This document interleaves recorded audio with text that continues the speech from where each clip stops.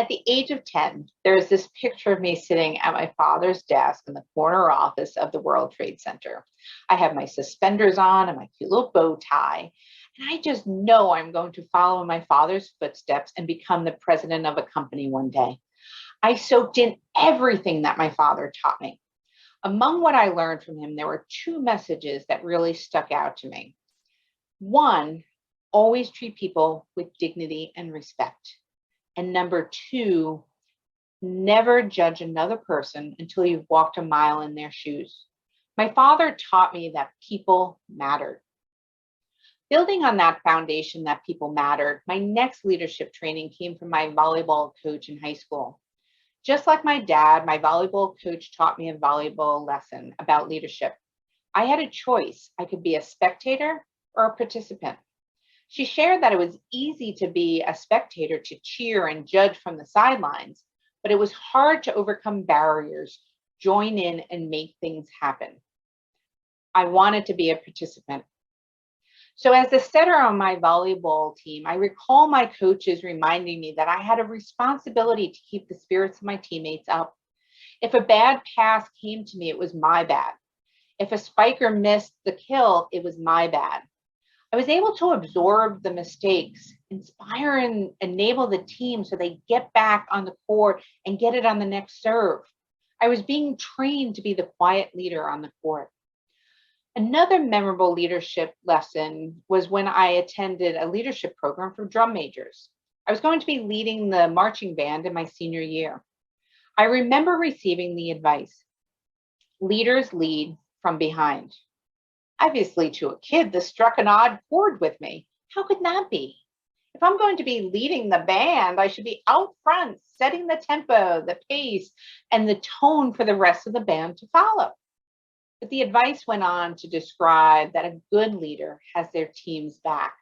They don't need to be out front screaming, "Look at me," but rather they are coaching, guiding, and leaving glory to the folks that are doing all the hard work. That concept lived with me for a long time and has served me well over the years in leadership positions. My career path has been a varied path, one that has allowed me the fortune to go through numerous change initiatives with varying degrees of success. I learned the key success factor was to focus on people and their engagement. People matter.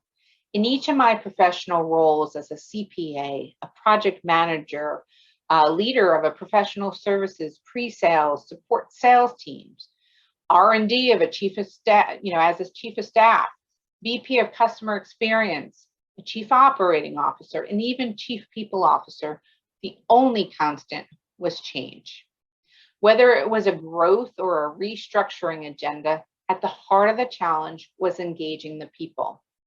Change is easy when the reason is known and accepted. The challenge is when fear takes hold. In the early days, when I had the responsibility for a handful of people, change was possible through constant individual conversations, sometimes leveraging my authority, and in the worst case scenario, doing it myself. As I advanced through the ranks, though, and gained greater responsibility, greater scope, and larger teams, I needed to rely on others to assist in the journey. For me, change was coming at me constantly, and I was being asked to make things happen. I needed a quick, easy, repeatable formula to apply at each turn. I analyzed each success and each failure to understand what worked well and how to adjust the next time. As a result, I created and leveraged my own personal E3 formula. E3 equals express plus engage plus execute. I learned that if any of these key elements were not optimized while leading a team on a journey through change, there was a huge risk of failure. In fact, according to the University of Scranton research, only 8% of people are successful to reach their goals. That means the failure rate is 92%. So over the years, I learned as a leader that when managing a team, we have a choice. We can either do the work ourselves, we can use our authority to make people do what we need them to do, or we can inspire, nurture, and enable them to choose to engage. Using authority at times is appropriate, especially in times of crisis. However, as a daily standard tool, it creates an environment of fear, anxiety, and resentment, which ultimately creates an ineffective workforce. I learned authority is not an effective management tool. It is not sustainable, and people will eventually leave. Or worse, they will stay, become unproductive, and foster a toxic environment. I learned this the hard way. I was a successful, happy senior executive in a large corporation working for an amazing leader. When she moved on, I was suddenly reporting to stupid poopy head. He didn't receive that title right away. It took a few months, but he earned it. For him, people didn't matter. He cared about himself, which meant delivering results that made him look good. We were all cogs employed to do what he told us to do. There was no motivation, appreciation, inclusion, enablement, or security. Most of us continued to work for him because there was either no time to look for another role, or we were fearful of being unemployed. As a leader responsible for a number of teams and other leaders at that time, I did my best to take care of my people, to provide them with all the things I was not getting. However, any efforts I put in place to nurture and drive success with others was undermined by his command and control type management. I could not be true to myself, my values, or my leadership style in that environment. The first time I heard myself bark to a team member, "I don't know why, just do it," I knew it was time for a change. I was not the only one. 4 of his 10 leaders resigned at the same time. This was a wake-up call for me. My frustration, anger, and negativity impacted me emotionally and physically. And in fact, it put a strain on my relationships. No one should have to live through that.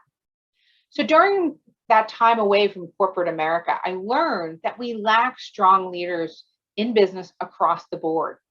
So it wasn't just my experience. Gallup tells us that 2 in 10 employees worldwide are actively engaged in their job.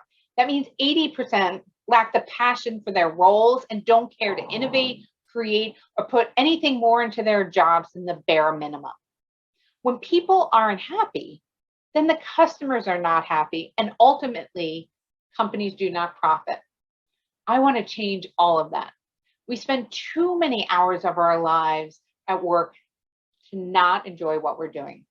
I want to build the next generation of leadership that knows that by focusing on people first, inspiring and enabling them, you create a virtuous cycle that will deliver amazing results.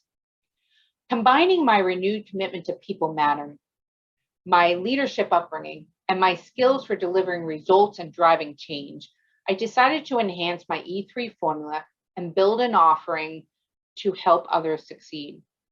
E3 to the power of E.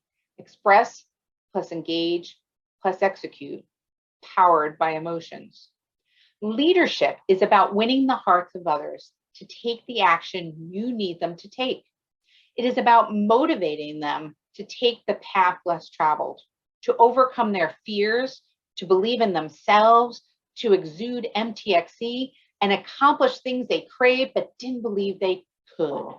Great leaders can best be described as inspirational, authentic, empowering, and courageous, but they are also the leaders that consistently deliver results.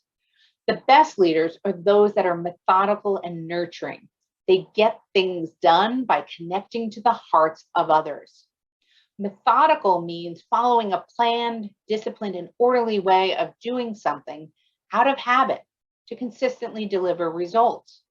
Being methodical as an individual works well, but in the team environment can alienate others. So to ensure success in a team environment, it's also critical to be nurturing. Nurturing means caring for and encouraging the growth of others. To be nurturing requires you to be vulnerable, aware, and empathetic towards others. And thus, why I built E=Y, to help nurture great leaders and eradicate poor managers. At E equals Y, we have built an E3 methodology: express plus engage plus execute to help drive outcomes, along with the E3 Emotional Toolkit to foster nurturing capabilities which aid leaders to connect to the hearts of their people and improve the experience for all. As we all know, people leave managers, not leaders that inspire and enable us. E equals why leaders succeed.